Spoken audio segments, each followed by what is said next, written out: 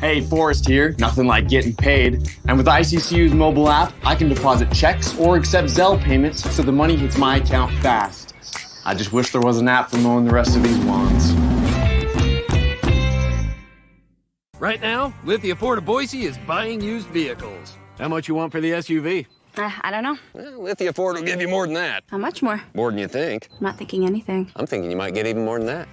See how much more you can get at Lithia Ford of Boise. When it comes to concrete, we've got you covered. RowPaint.com offers custom concrete coating services for your garage, business, warehouse, and more.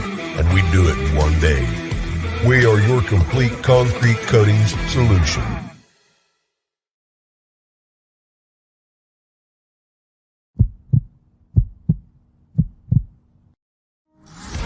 This is Bronco Nation News Live. The best interviews, the most informed opinions, the latest breaking news, all from the top Boise State insiders.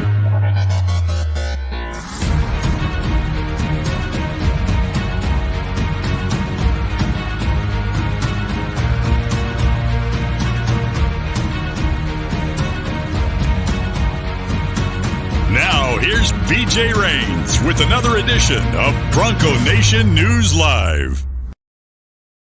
Hey, happy Thursday to you. How's it going, Bronco Nation? Welcome on into another episode of Bronco Nation News Live here at BroncoNationNews.com and all the social media channels. Hopefully you're watching on either the Bronco Nation News or the KTIK channels as well. Make sure you follow KTIK's YouTube channel. They've got some live video segments going on there, Twitter, Facebook as well. But it's Thursdays, and that means Mike Prater is here. How's it going, Mike? BJ, what's going on, bud? How you doing? Oh, I'm starting more crap on Twitter as usual. And this one is over. This one's over a hot take about Derek Jeter. You know, today's the 21-year anniversary of the Derek Jeter, where he came out of nowhere and then flipped the ball to home plate, and they tagged Giambi out at home in the playoffs. And I had a tweet that said two hot takes. Giambi was safe, and the ball would have made it to home plate without Derek Jeter needing to run across the field to grab it. And predictably so, I've got people on both sides of the aisle chiming in. But I guess when you know your take is about 50% of people agree with you and 50% disagree with you, that maybe it was, maybe you're right on. That's how I try to live my life, BJ, 50-50. It's you got to make half of them happy and you got to PO the other half. And nicely done to start off on a Thursday morning, a little baseball hot takes. I like that. I mean, can you make an argument that the tag was late? That there was no replay back there. He didn't slide, but if you look closely, I don't think the glove makes contact with the back of his leg until his foot's already on the plate. I think Giambi was safe.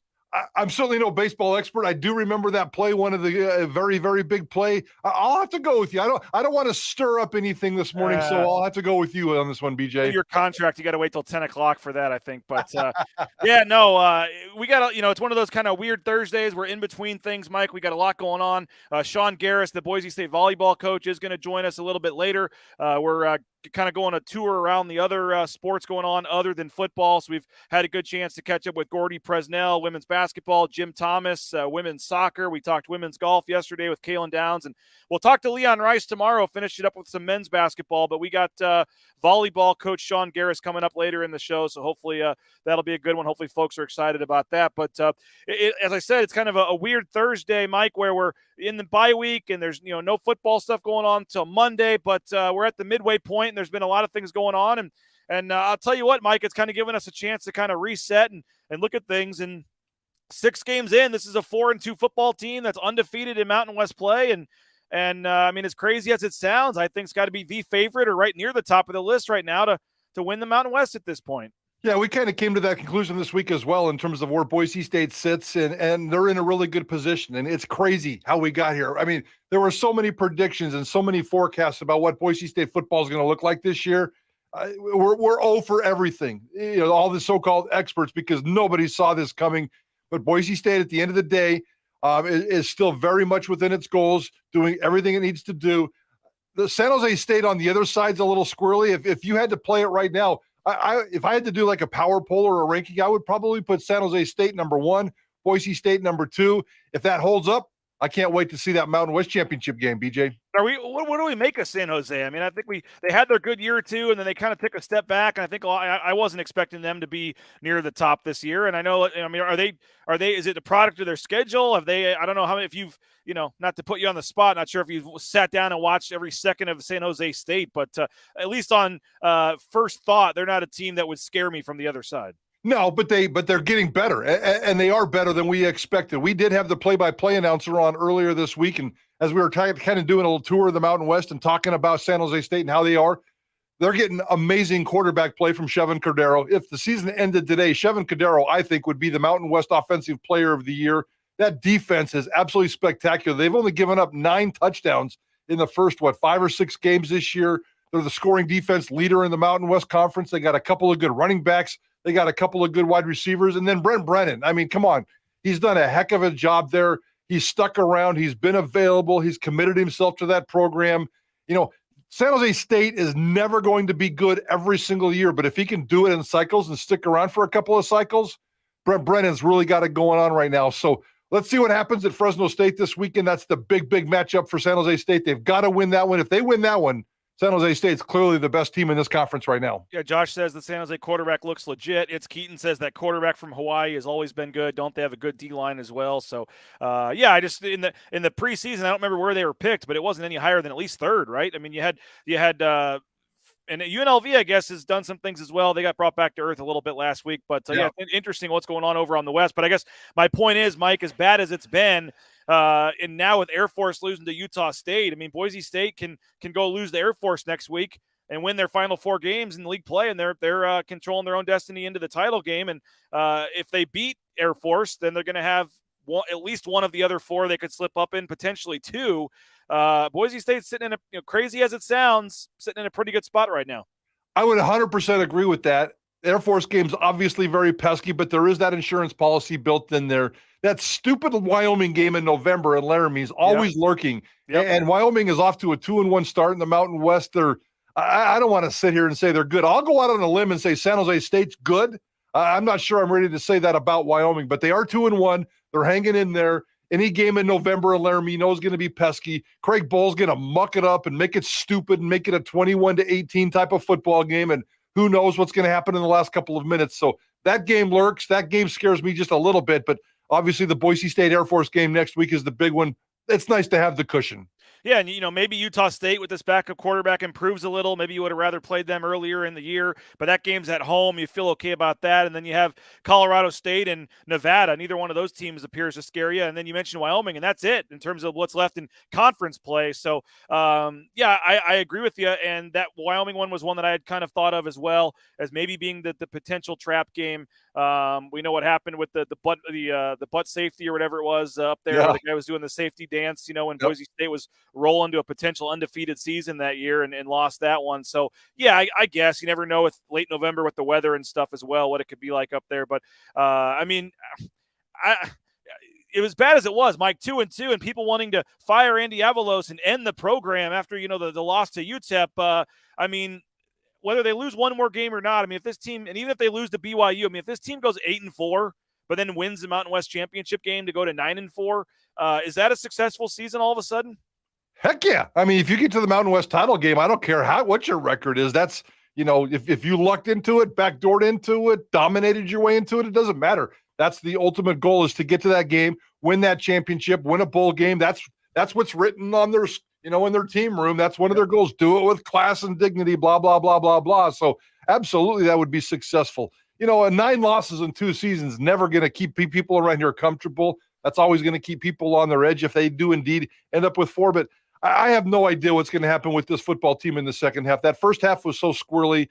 It's almost like we need to get out of the prediction business for the next 6 weeks, because anything could happen. It seems like they've gotten stable, and we're down to just like fine-tuning the Dirk Cutter, Taylor Green combo and the zone read and taking care of a little bit of business. But weird things are going to happen, and it's going to get weird. But Boise State, to me, is righted the ship. They look good, and I expect them to get a little bit better every single Saturday from here on out. Hey, you're there in the rowpaint.com studios in downtown Boise. I'm in the Cutwater Canned Cocktails mobile studios on the road in St. Louis here for a couple of days visiting some family. Make sure you check out one of the 30 flavors of Cutwater Canned Cocktails at your local grocery store or gas station. I want to thank Boise Dentistry Co. If you're looking for a dentist, check them out. BoiseDentistryCo.com. Full family dentistry. They can help you out. BoiseDentistryCo.com. United Commercial Insurance. They can write business policy insurance in 44 states around the country. If you're looking for business policy insurance, they make it easy. UnitedCommercialInsurance.com. Ridley's Family Markets,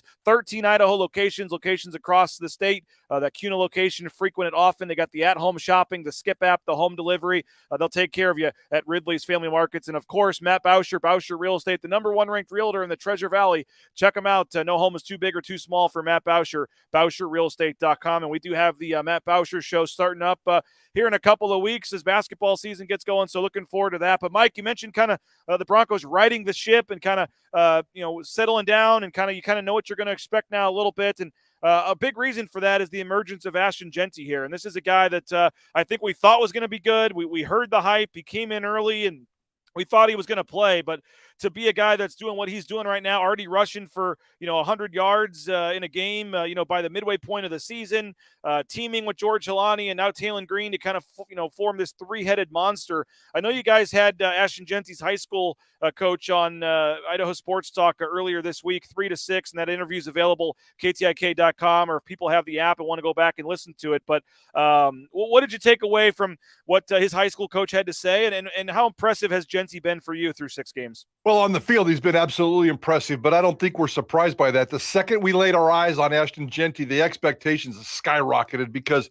just the physical beast. I don't care if he's 17, 18, 19 years old. He looks like a grown man, and he is such a beast and so physical. So you had to think that he was going to be a good football player. The success that he's having right now, it's not shocking, it's not surprising, but it's certainly a pleasant surprise for Boise State football, the way he's been able to produce. Yeah, we had Jeff Rayburn on, Lone Star High School, Texas, right there in the Dallas-Fort Worth Metroplex area, just down the street from Talon Green's high school, the Louisville Fighting Farmers. But Jeff Rayburn came on and talked about Ashton Jeanty, and we knew that Ashton Jeanty was from a military family. We knew that he had spent a little time in Italy. I didn't realize he played American football over there. So we came over here as a freshman, sophomore in Texas and started playing football right away. He seems like such a grounded dude. And, of course, this is coming from his high school coach. His high school coach loves him. But the military family, the grounded attitude, the way he conducts himself on and off the football field, he checks a lot of different boxes. If I'm a Boise State football fan and I'm seeing this true freshman having instant success, the first thing I think of is, it's the transfer portal era. What's going to happen? We have to keep him.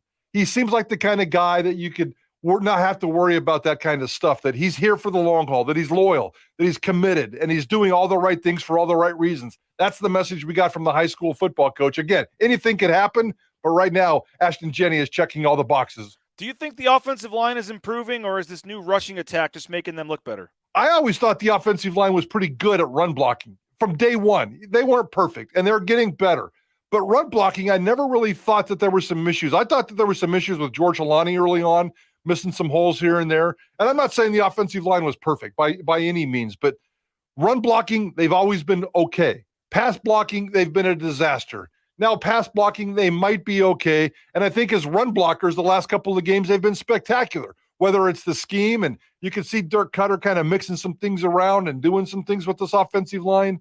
It seems like it's really coming together. So, yeah, I think this offensive line, if this is going to be a zone read offense and a run-first offense and get the ball into Talon, Ashton, or George Helani's hands, I think his offensive line is going to be just fine.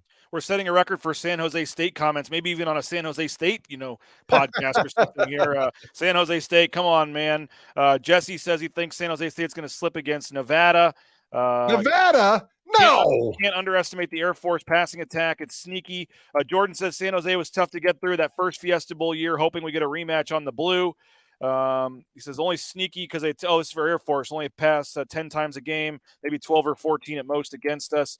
Ian Johnson, a collapsed lung in the San Jose State game back in 2006. And remember a couple years ago, they played in the Mountain West Championship game down in Vegas during the COVID year. Yep. And that was Brian Harson's last game. Maybe he already had a foot out the door. And speaking of which, somebody did say, reminding us that San Jose State gave Auburn a scare earlier this season, which I'm not sure if that says more about San Jose State or Auburn. I know that's their only loss. They lost by 8 points. I think it was 24-16 down in Auburn. And I don't care how good or bad, Auburn is, they're okay. SEC team at best, and going into SEC country and only losing by 8 points, I'll give them credit for that. Jesse says, yeah, military high school football's crazy. When I was in the Army stationed on Kadena Air Force Base in Okinawa, there was a running back that got looked at by LSU. It was crazy. Wow. Yeah, Ashton Jeanty came over from Italy, and he was prepared to play American football. I think he was born with this great body and this physical specimen. He's a hard worker, in the weight room, and he takes care of it. So when he showed up, he just had to learn the X's and O's. I think his learning curve as a football player, in terms of football IQ, is so off the charts that his future is really, really bright here. We've talked about a lot about the offense, Mike, and rightfully so with the storylines of late. But I think the defense is really down the stretch here. What could be a game changer for Boise State? And you look at where they rank in terms of a lot of the stats and things like that. I mean, total defense number 4 in the country. And, they're only giving up 235 yards a game. You look at the rushing defense; they're up there number. Where are they at in rushing defense? 23rd in rushing defense, but they're number 1 in the country nationally in passing defense, only giving up 134 yards per game. They've only given up 5 passing touchdowns, and they have 5 interceptions. Now, you do have to take into account who they've played. They have not played a lot of great offenses since the Oregon State game. Fresno had some pieces, but without Haener. San Diego State was a mess offensively, fired their coach the next day. Yep. Obviously, New Mexico and UTEP don't exactly have great offenses. So I do think the challenge will pick up. Obviously, the rush defense will be put to the test against Air Force. But overall, so again, I will preface this by saying I think some of the numbers are skewed a little bit. I do not expect Boise State to be number 1 in the country. In pass defense and some of these things when the season ends. Maybe they will. You still have Wyoming and Nevada and Colorado State and a lot of crappy passing teams left on the schedule. Air Force ain't going to pass the ball much, so no. maybe so. But I and again, I'm not taking anything away from them. I just do think the stats are a little deceiving based on who they've played. But this defense has had a heck of 6 games to the season, and I think really, it's going to be the key. I know we talk about the offense, but for me, the defense and how strong they can be down the stretch in key games like the Air Force game could really determine the outcome of the season. Absolutely. And this defense is getting better. I like everything you just said there. I still worry, and it seems like they've cleaned it up a little bit, but in those first 3 or 4 games, they were giving up way too many explosive plays. They've got that taken care of now, and it's just an isolated play here and there. They play great football for 9 plays and then just give up that one dumb play. It seems like the last 2 games, they cleaned that up a little bit. If they can continue to be that stingy in terms of explosive plays, I think this defense can become elite and do really special things. So still trying to find their way, still trying to improve every day, but the numbers are there and the foundation is there. It's a dominating defense. And actually, you're right, because most of these happened early in the season. But I know explosive plays are factored differently in terms of run versus pass. But if you just say plays of over 10 yards, Boise State number 1 in the country in terms of fewest plays allowed. Nice. over 10 yards. 36 plays allowed over 10 yards. Minnesota is at 40. They're second. And if you look actually at the list, a lot of the teams in the top 10 have played the extra game, have played 5 games. Boise State's played the extra game with 6, and yet still has only allowed 36 plays of at least 10 yards, which is number 1 in the country. So there were some worrisome times, and at times, even in that Fresno State game, you're kind of like, wow, they're letting this team drive down again and get a field goal. And here we are 2020, but the red zone defense has been pretty good. They've been pretty good on 3rd down and a lot of the key stats. You probably could request a few more takeaways. Maybe they don't have a ton of turnovers, but they're winning in the key spots and making plays on the key downs right now to really put up some impressive stats. Yeah. And for the most part, they're I'm trying to think here off the top of my head. I think they're mostly healthy. They're healthy across the front. Yeah. They're healthy. Their main starters are healthy. I know they've had some issues at cornerback in terms of players being available, but this defense, if I remember right, BJ is very, very healthy and in good shape going into the second half of the season. They are, no doubt about it. With the bye week, they're even hoping to get some guys back potentially on offense as well. So we'll see moving forward how things are going for them, but they're in a good spot right now. Hey, rowpaint.com, check them out. The official paint and coatings company of Boise State Athletics. They've done work on my patio, my garage, and I recommend them 100%. You will not be disappointed. Check them out, rowpaint.com. Flip the afford to Boise. Check them out. Tough Town's going on. And again, even even if you don't want to purchase a vehicle from them, they'll give you a cash offer on the spot for your vehicle. So head on and check them out right there on Fairview. And if you want to check their full inventory of cars, check them out, lithia.boise.com, and Idaho Central Credit Union as well, ICCU.com. And we got a cool thing coming up next week with ICCU that we'll be telling you about coming up here shortly. But ICCU, Mike, is one of our major sponsors here. They're also a major sponsor of the Boise State esports team, and they're going to be doing a tournament coming up to raise some money for the Idaho Food Bank, and BNN is going to be involved in that. But I know you guys are going to be hanging out with the esports team today. Yeah, Johnny and I, after Idaho Sports Talk today on KTIK, we're heading down to the esports stadium. I've been there before and I've hung out. This will be Johnny's debut, and we're going to try to get Johnny. I can't remember the kid's name. We did have him on Idaho Sports Talk last year. Boise State's esports, one of its esports competitors, is the defending national champion in Madden. And we're going to try to hook Johnny up and play him tonight. Anytime we can put Johnny in an uncomfortable situation and maybe even embarrass him a little bit, because he's going to get his ass kicked tonight in this esports game. And I'm going to show up, and I don't even know what the hell I'm going to be doing, but I'm going to maybe doing some commentating or supporting Johnny, getting him a cold towel. We're going to have some fun down there at the esports stadium with Chris Haskell and those guys. They do a really fun job. I'm glad you guys are getting involved. Go down there and hang out, BJ. They got beanbag chairs and a studio and fancy lights. It's pretty cool. Yeah, and they're going to do a tournament basically to raise some money for the Idaho Food Bank, and BNN is going to help participate in that, and they're going to record the matches, playing back on their Twitch channel and things like that. So yeah, going to be fun moving forward. But Mike, speaking of uncomfortable, last night on BNN After Dark, Buster Bronco apparently had an uncomfortable moment in Fresno due to the fans getting on him. We had Richie Brockle as our guest last night on BNN After Dark, and Richie Brockle and Winston Venable talking about the hostility that comes from the crowd at Fresno. Here's a pretty funny story from Richie Brockle. I always liked going to Fresno because that was such a hostile environment. You know, you get all the fans down there. I remember there was one time I'm down there, I'm on the bike, like on the sideline, like pedaling. They kind of have it up the thing. There's like a fan like reaching over, trying to hit me, like trying to punch me. And we go in at halftime, and we're all sitting in the locker room. And they had us in like this little like portable. And I look over, and I see Buster Bronco sitting in the corner with his little horse head off, and he's just sitting there, and we all kind of look at him like, what are you doing in here? He's like, dude, I can't go back out there. They're killing me out there, man. Buster's in the locker room just hiding. It was bad. Buster could not hack that little strip going down. No, he got crushed. I got crushed too, man. I got crushed down, and I'll do it for the boys, man. Dale did me dirty with that jersey because I got yelled at, and it was 2009. I got yelled at. The guy said, and I'll try to bleep it out, but he said, 17, lose some effing weight or get a new jersey. And I was like, yeah, I need a new jersey. Like, it's not, I mean, it's the weight too, but I need a new jersey. Well, we've had some really good funny stories, but I'm not sure I've laughed as much as the Buster Bronco in the locker room. That's gonna be it was so bad, man.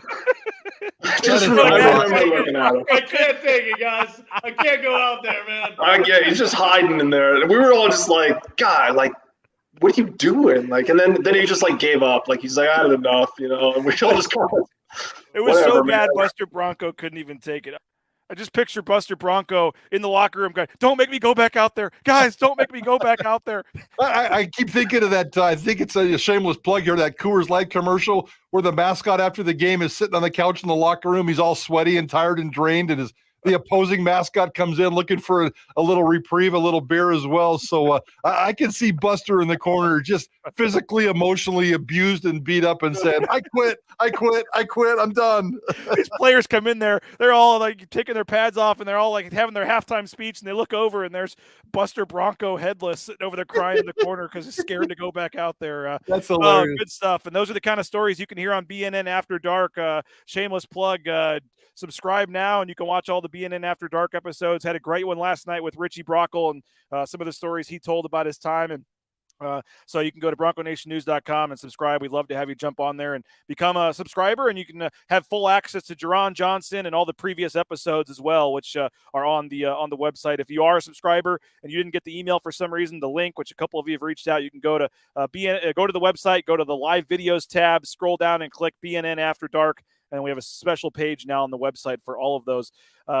Speaking of BNN After Dark, we're going to have Coach joining us here in a couple of minutes to talk some volleyball. But Prater, they announced a cool thing with the WWE coming to Boise this week, and it's a very interesting thing. They're the only group of 5 school on the list, the only school really west of the Midwest. There's no Western schools on the list, and it sounds like the WWE saw what Boise State was doing with the NIL, saw that they were near the top of the list and had won some awards, and basically called Boise State and said, when we want to come to Boise State as one of our 8 schools, let's make this happen somehow. And they agreed on a date that allowed the most Boise State athletes to be able to attend their little seminar. But it's not just the athletes. They're going to have seminars and workshops with the staff too about branding and about all kinds of marketing and things. Because, you can say what you want about the WWE, but they do a tremendous job in terms of their branding and marketing and storytelling and things like that. And so they're going to meet with the staff. And then they're going to do a seminar for the players and help them with personal branding and things like that. And then potentially they're going to be on the look too, Mike, for the next WWE superstar and potentially sign. Their NIL program is called Next in Line NIL, and they will try to sign a player. And I know you guys had Chris Vanini from The Athletic on talking about this, but a pretty cool opportunity for Boise State. Yeah, I think it's a spectacular opportunity, and I don't watch WWE. I'm going to judge you if you do watch WWE, but we all certainly know, as you pointed out, the power of their brand, the power of their marketing. It's one of the most powerful branding and marketing organizations in the entire world right now. So it's very impressive what they're doing, and November 8th, they'll be here on that campus. I think it's a spectacular idea. Not so much the coming here to recruit the Scott Matlocks or JL Skinners of the world, but I love the marketing and the branding and the social media. And Boise State, as good as they are, can get better. The fan base around here can get better. The student athletes can get better. And anytime you can learn from the best, I think that's pretty cool. So, yeah, we had some fun with this on Idaho Sports Talk. Johnny and I debated whether Matlock or Skinner would be the best. We talked about Matlock being the ginger spud and then JL Skinner being the high-flying artist coming in off the ropes. But at the end of the day, they're probably going to recruit like a gymnast with attitude and put her out there and let her do her thing. So I think it's a pretty cool deal. We're going to continue to follow up with that. We've reached out to the WWE and hopefully get an interview with those guys because it's really weird. Yeah, it's Mississippi, Georgia Tech, Clemson, Arkansas, Ohio State, Kansas, Penn State, and then Boise State is part of this mix too. So kudos to Boise State and WWE for coming together on a pretty cool promotion. Yeah, it is cool. Well, that'd be cool to get the WWE on, and who knows? They do some events in Boise, so who knows how that could expand? Maybe some sort of partnership with the WWE and Boise State could get even bigger. So, yeah, pretty cool. And you mentioned a gymnast. Maybe they get a volleyball player on there to do some things in the WWE. You never know. So there's a lot of different sports and athletes, and it's cool they're coming to Boise. So, Mike, we appreciate it. We're going to bring on Coach Garus here in a second, but appreciate your time, and I'll be joining you guys 4 o'clock tomorrow for my weekly hit. I assume we haven't talked about that, but we'll see if we'll keep that going during the bye week, and we'll be listening 3 to 6 with you and John Mallory today, Idaho Sports Talk. Appreciate it, man. Say hi to Coach for me. We'll see you tomorrow at 4 o'clock on Idaho Sports Talk. I will. Sounds good. Hey, quick thank you to the Blue and Orange Store. Check them out, theblueandorangestore.com. You can get free shipping on any order over $40. So you just go on there to theblueandorangestore.com. You get free shipping on any order over $40. And if you are in the Boise area, you can go to the Boise Town Square Mall there and check them out in person. And they got some great deals going on right now. Also, if you're looking to get into the trucking industry, Transportation Compliance Service can help you every step of the way. If you're trying to look for a new job, new career change, and I'm talking everything from the big rig you see on the screen there to the Amazon truck in your neighborhood, just check it out, transcomservice.com. They can help you again every step of the way and get the permits and the things you need to get out there towing that first load in no time. So we appreciate Transportation Compliance Service. As I said, we're going to talk some Boise State volleyball, and kind enough to join us for a couple minutes here is the head coach of the volleyball team, Shawn Garus. Shawn, appreciate your time. How's it going? I'm doing well. BJ, how about yourself? Doing great back here in St. Louis, visiting some family for a few days during the bye week. But we're also using this time to catch up with some of the other sports going on. Obviously, football gets a lot of the attention around town, but you guys are having a heck of a season, as are the soccer team and the women's golf team, and basketball is getting revved up too. So we're having fun catching up with some of the other coaches that are deserving of the attention here. And you guys certainly, no doubt about it. I know you had a tough one the other night in Logan, but obviously you guys are off to a heck of a season so far. How are you feeling about the group? Really good. I think that we've taken advantage of a lot of the opportunities in front of us. Haven't pulled off the road victory in conference yet that we really need to be among the best teams in the league, but we're showing that we can compete. We know what we got to improve at, and the team spirits are in the right place moving forward. 14-4, I believe, overall. 5-2 in Mountain West play, and 9-0 at home. By the way, you mentioned not being able to pull off the road one, but how you guys are dominant at home, undefeated, and I know you got to go back Saturday to UNLV, but then you get a couple of home matches the following weekend. What's it like playing over there in Bronco Gym? Because you guys have been unbeatable this season. Well, it starts with the crowd has been awesome. We sold season tickets this year for the first time and sold out. All the season tickets are available behind the team bench. So you got the same people night in and night out supporting you right over your shoulder. And then across the way, packed house means a lot for our players who just love playing in that environment. It's a great place to watch a game, but it's a lot of fun for our players to play in front of a big crowd. I think we make the visiting teams a little bit uncomfortable with that much energy in the gym, and hopefully we can keep that going in the second half of conference play. You got 7 newcomers this year. I know 2 transfers, 5 freshmen, but you had a couple, obviously, key returning starters that you've been leaning on as well. What's kind of been the key to your guys' success this year? I think the 2 seniors, Lauren Olinger on the outside and Ali Casillas at libero, have done a lot for us. Seniors are always going to play well, but I think they also bring a certain level of calm and composure and some confidence to what we're doing. So when the young players are looking to see how's this going to go, you look to Lauren, you look to Allie, and you see, I see how it's going to go. We're going to go do what we do every day, and we're going to be in it at the end with a chance to win. And I know Brandon Walton's going to be doing a story for us on Lauren here in the next week or so. So looking forward to having that and kind of telling her story a little bit more. But, I mean, you got a heck of a sophomore as well. Paige Barsh, the preseason player of the year, and living up to expectations. She's been pretty big for you as well. Yeah, that's a good way to put it, living up to expectations. So, preseason player of the year, she's going to be at the top of every team scouting report. This is the kid they're going to key on. They're going to try to shut her down or at least limit her, and they haven't stopped her one time. She's been the go-to player for us and continues to score and create matchup challenges. Unfortunately, we just can't keep her in the front row all 6 rotations. When she rotates to the back row, we have to find other ways to score. But Paige has been special. She keeps adding things to her game. She's hungry to improve, and we're just so excited at where she's at. And, yeah, just a sophomore is really exciting for things to come. I think I had you on last year, prior to the NCAA tournament and stuff. But I mean, you talk about 7 straight winning seasons. You guys are closing in on an 8th straight winning season. You had the appearance in 16. You get back there. I mean, you've been here 14 years now, which is probably as crazy for you as it seems like, for me and others. But just to continue to build this thing and now have this thing kind of rolling here. How have you been able to do this? And I guess how does the success of one year kind of bleed into the next and kind of just continue to keep this thing building? I think if you want to have a consistently competing high-level program, you want to compete for Mountain West championships, you want to make postseason appearances, you have to be good at recruiting year in and year out. You can't have bad classes. You certainly can't stack bad classes together. And so I think the consistency that we've had in recruiting matters a lot. I give my staff, Candy Murphy's my associate head coach. She's been with me all 14 years here at Boise State. She does a ton of work in the recruiting. We share the same vision for the type of kids that we want to coach, but also that can be really successful at this level. Not just our good Mountain West players, but they're just great volleyball players. They're hard workers. They're good in the classroom, and you enjoy being around them. So I think the vision that we have for recruiting keeps us relevant year in and year out. And then seeing players develop within our program matters a lot as well. So we didn't steal Paige Barsh from a top 25 program or from the Pac-12. We recruited a kid that was a good fit for us here at Boise, regardless of who else was in the mix recruiting her. But then we want to make her better when she gets here. And I think our ability to coach up kids, recruit the right kids and coach them up into our system is what keeps us sustainable.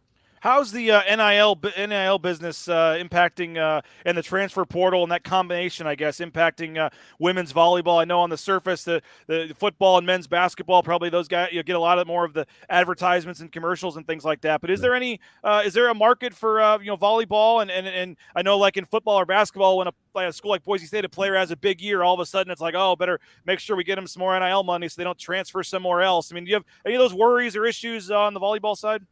Yeah, it's not something that's comfortable for most coaches. We have not been big players in the transfer market, but it continues to grow. I know the legislation is altering things a little bit that are going to make it a little bit harder maybe for coaches to go all in on transfers if you don't know for sure what you're getting. For us, we have picked up some good transfers over time, but if you do a good job retaining your players, you don't usually have to stopgap and fill in with transfers. We would maybe look for a transfer to give us a boost and some experience at a certain position from year to year. But in general, I'm not a huge fan of living through the transfers. We hope we can benefit from it and not be poached at the same time. And then the NIL stuff is a little bit newer.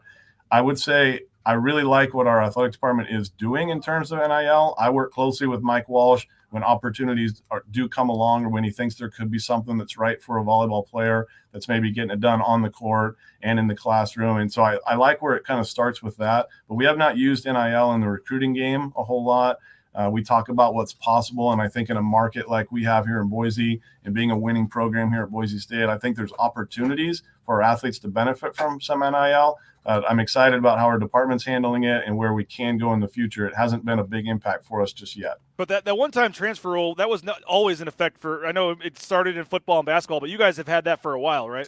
That's right. You could transfer one time, and then after that it was an automatic sit. But it was handled a little bit differently. You had to get a release from your compliance department. It was more specifically to like what school or two do you want to go look at if you transfer, where now the portal is let me open myself up to the world. And if a kid jumps in the portal with a bunch of relevant stats from a winning program like Boise State, they're going to get a ton of attention out there. So it is important that you're just always doing the right thing for your kids day in and day out so that they don't have to worry about, is there something better for me? But instead, make sure they're really comfortable getting the best experience they can here at Boise State. You mentioned the season tickets. Jordan chimes in. Season tickets for women's sports have been awesome. I guess women's basketball has their Select a Seat event on Saturday for theirs. And I mentioned you this being your 14th year coach. You look at Jim Thomas, I think's in double digits now. Gordy Presnell, I think's 18 years. You got Leon up there. I mean, I know there's been some change, softball and a couple of the other sports, but women's golf, men's golf. But to have, 3, 4, 5 coaches, track and field as well, where they've been there 10 plus years and you working together at this university as